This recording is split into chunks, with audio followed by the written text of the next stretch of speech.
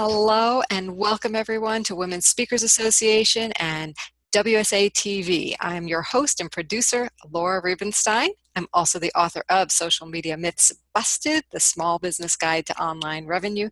You can find me at transformtoday.com online, and in real life, I'm in San Diego, and I do a lot of digital marketing and consulting with business owners, especially women. And speaking of awesome women, we have an incredible lineup here today. You see it on my screen of women experts for you to interview. So let's go around the call today and introduce you. Well, hello, Heidi. How are you? I'm good, thank you. My name's Heidi Fisher. I'm a business and wealth mentor, and my website is heidilfisher.com, and I'm based in Birmingham in England. And what I love about the Women's Speakers Association is being able to connect with so many amazing women from all around the world and to get loads of support, information and advice from them as well. Oh, it's beautiful. Glad to have you here. Let's say hi to Rhonda. Hi. Hi, Laura. It's wonderful to be here. I am Rhonda Abdurrahman, and my company is loveyourgenius.com. I'm a transformation coach, and I live on Vancouver Island, which is a little, well, maybe not a little island, but it's separate from Vancouver.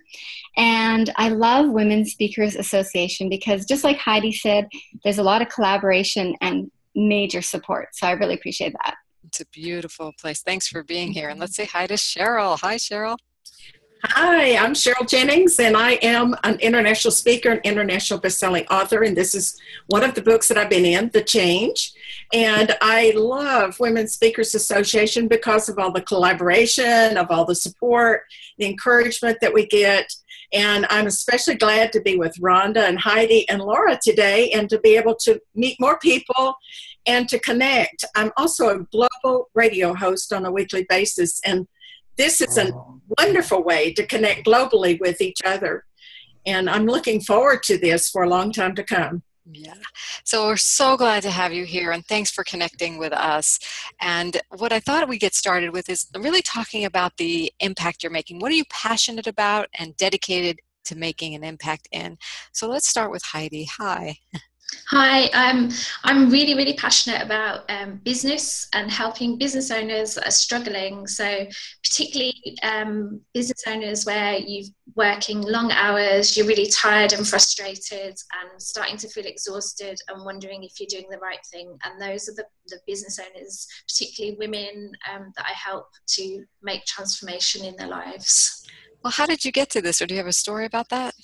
Yeah, what happened before I started doing mentoring, I used to have an accountancy business, and when I was working there, I was working 14, 15 hours a day, really, really tired, exhausted all the time, usually working 6 days a week as well, and it eventually got to the point where I was totally exhausted. I had to take some time off from the business, and at that point I just sat back and I reflected and thought, I've really got to do something. Things have got to change. So I just found a new way to work. And now I work 2 days a week and make more money than I did when I was working 6 days a week. And I've got that perfect work-life balance, which is what I think we all dream about having. Absolutely. I want that. Anybody else want that? I guess we know who to go to. That's great. Yeah. Well, thank you for that, Heidi. And Rhonda, tell us what lights you up in the world and the impact you're making. Yeah, I'm really excited about being alongside women who are at that place in their life where they have these whispers calling them, and what's next? What else is happening? Because we are always evolving, and who we were 5 years ago may not be who we are now. And I believe that we constantly need to check in with who that person is. And so that really lights me up when women actually take the time to invest in themselves to answer those questions. Like, what do I want now? And yeah, I just get really excited about that. Oh, I love it. Tell us a story. How did you get into this? Well, it's really interesting, actually. I myself was that person about 12 years ago. My youngest daughter, I have 4 kids, and my youngest daughter was settling into kindergarten, and I thought, I know already that I'm not going to go back to the work that I did before. So what was I going to do? And so all these little whispers and questions started coming in. And it was through that process that I actually noticed what I most needed was what I call unplugging and pausing and reflecting. So there's some cool overlaps in what Heidi just shared. And mine is specific, not so much to business, but to life. And what evolved from that was creating what I call playbooks that help women actually unplug and look into what some of those answers are to the questions. And so it's playful. I'm all about play too. So that's kind of a fun component to it. Yeah. And so I just love it when women they go, oh, what am I going to do? And then I say, I would love to give you some cool tools and let's do this together. It's beautiful. I love that you can, that we have Heidi and Rhonda kind of interplaying here with, okay, work-life balance and having fun in life and really having the tools. So thank you for that. And Cheryl, tell us what you're up to in the world and the impact you're making. Well, I think the first thing that's going to happen is that Rhonda and Heidi are going to need to give me some lessons. I have just been on fire changing my life as my husband stepped down from full time. And we've been married 50 years this coming August. And I have just reinvented my life, but it goes back to having a son with cerebral palsy. And that caused me to get a degree years ago to finish it after he had already been born, and I was no longer able to care for him. And I noticed how so much communication breaks down when you have a special needs child. It happens within the family, it happens with doctors, it happens with educators. And I was encouraged to get a degree with honors to work with the communication problem with families that had special needs. So my life keeps going back to that. Well, I became very interested in seeing how the relationship between caregivers who never get attention, how tired and worn out they are with how it fit my life. And my rheumatologist first told me, said, you don't know why you're here, do you? And I was like, I thought I did. She said, no, it's because you never learned to say no and you never learned how to take care of yourself. So that has made me aware of most caretakers don't know how to take care of themselves. We have a lot of the battles that we have to face in finding funding and finding programs and getting things for a child that cannot speak for himself. And so I've also watched as my mother became older, and she's 96, and we have some dementia going on. And I realized there's a lot that's happening with us in caring for my mother as well as our son. And so I have made it my passion to try to encourage, support, and help people understand how different families are when you are giving the caregiving that requires you to probably stay home and not be able to go out, have friends like you would like to, or to do things. And I started this and was asked to do a global radio program in this support because autism was growing so fast. So I've learned how many different relationships there are out there where caregiving is at the root of it. So that's my passion. And I'm also about to finish a book just about the caregiving.